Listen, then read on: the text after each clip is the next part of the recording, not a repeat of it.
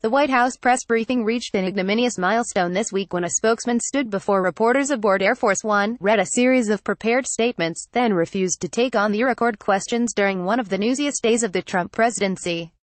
The briefing for decades has been a mix of spin and information.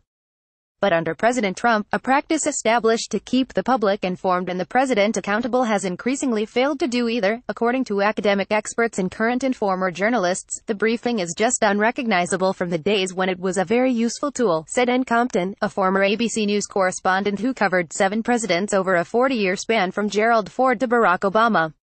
Concern over the demise of the briefing began before Trump was elected, part of a general concern about administrations trying to bypass the news media.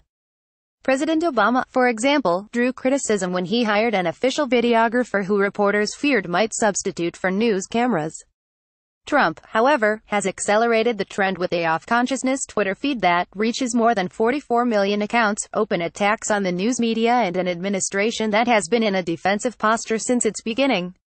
Add to that a media built around confrontational moments, where reporters are rewarded for dramatic face-offs that are often devoid of traditional news value. The briefing has become a battleground, not a place for public education or enlightenment, or even the discussion of basic information, said Ken Walsh, who has covered 6 presidents for U.S. News World Report and written 8 books on the presidency. Concern over how the Trump White House would use the press briefing began on the first day of his presidency, when then Press Secretary Sean Spicer, defying evidence, declared Trump's inauguration audience had been the biggest in history and lashed out at reporters who accurately reported that it had drawn a smaller crowd than prior ceremonies. Spicer's replacement, Sarah Huckabee Sanders, has pushed the briefing toward implausibility in other ways in recent weeks and has sharply limited the opportunity for public questioning of administration decisions. Last Thursday, for example, was the first on-camera briefing since Trump had retweeted inaccurate and inflammatory anti-Muslim videos from a British extremist group.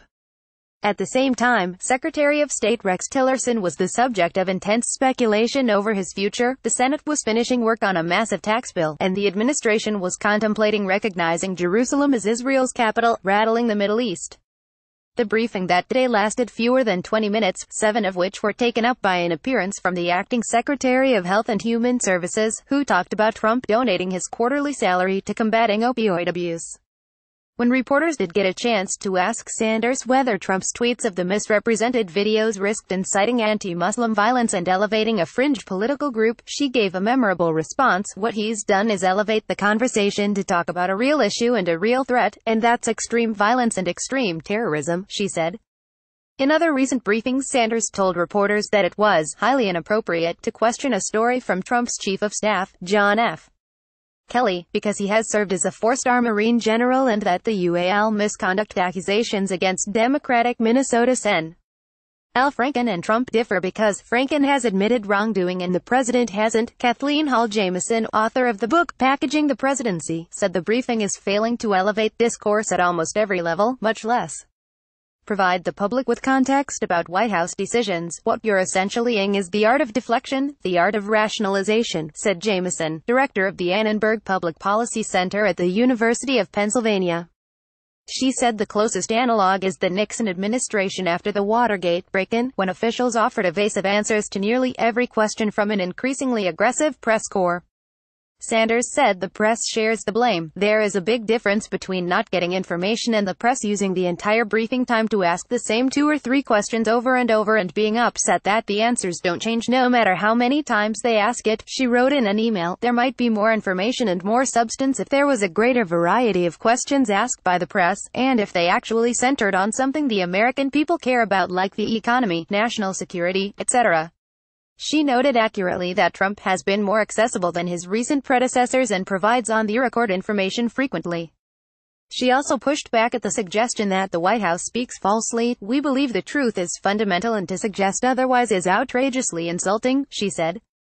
"Have you asked any of your colleagues who have published inaccurate stories this question as well?" Compton said that while the Trump administration with its declared war on the press shoulders much of the blame for pushing the briefing toward irrelevance, the shift to live television and the realization from reporters, beginning decades ago, that this was a stage every day, have also contributed. Several reporters for relatively small news outlets have landed cable news contracts following viral exchanges with Spicer, Sanders, or both. Walsh, in an email, called the briefing an artifact of an era when presidents and White House officials thought they had a duty to keep the country informed through the media, and they attempted to answer the media's questions in good faith. No one gains from the current situation, he wrote. Caption Noah.Bierman at lawtimes.com, Twitter at Noah Bierman. Also White House, Donald Trump, Sarah Huckabee Sanders, Sean Spicer.